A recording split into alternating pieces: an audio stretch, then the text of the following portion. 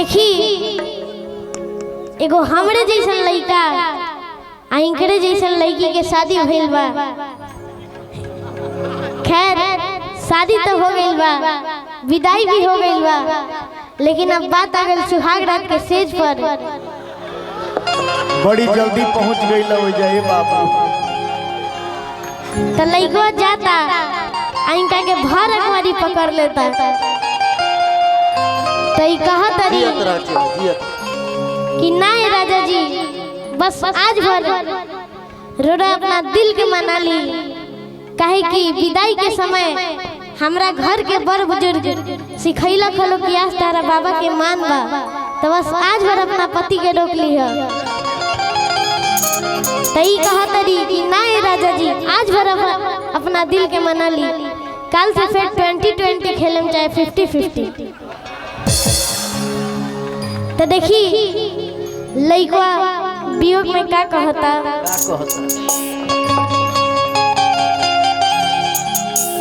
कि अमोरिए से बोझ के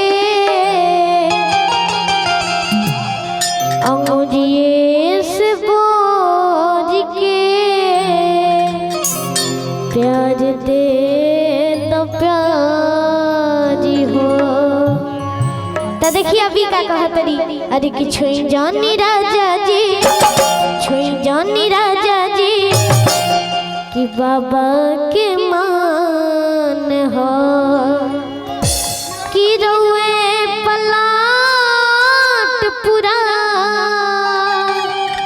कि है रोए मकान हो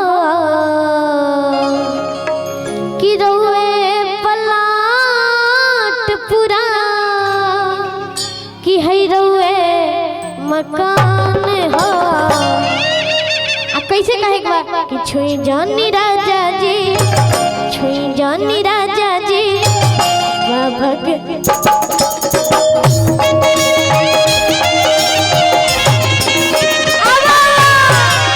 छुई जानी राजा जी बाबा के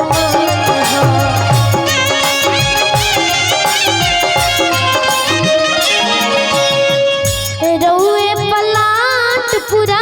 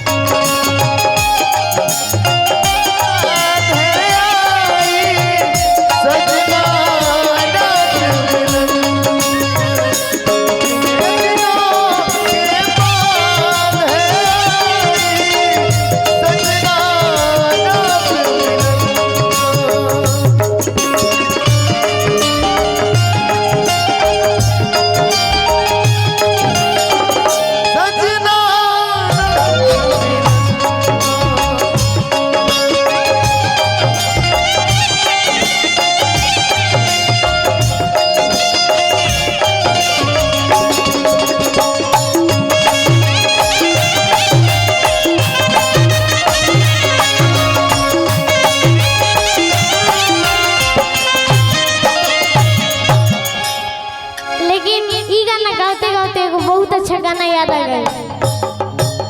चलते रही मीठा मीठा।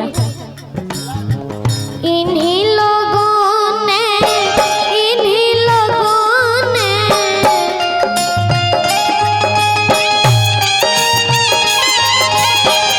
इन्हीं लोगों ने इन्हीं लोगों ने इन्हीं लोगों ने लूट लिया दुपट्टा मेरा।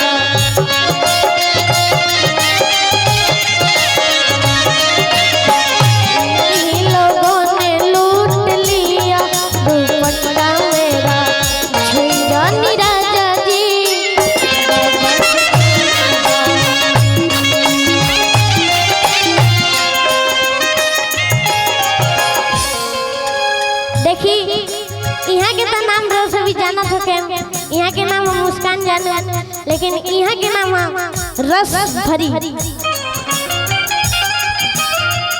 तो देखिए आगे औरतिया क्या कहतिया। एक दिन खाती पिया कोली सबूर जी,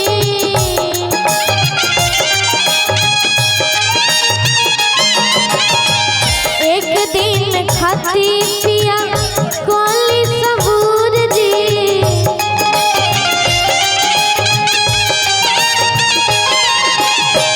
हटी हमसे दूर सुती राही हमसे दूर जी,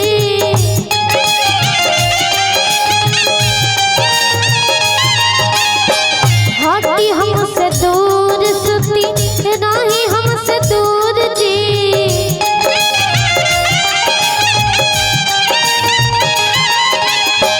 की रही हमसे दूर जी, रउए पलाट पूरा रउए मकान हा, रउए पलाट पूरा रउए मकान हा। अब चल एक बार कहीं पर कैसे कि छुई जानी राजा जी, छुई जानी राजा जी बाबा के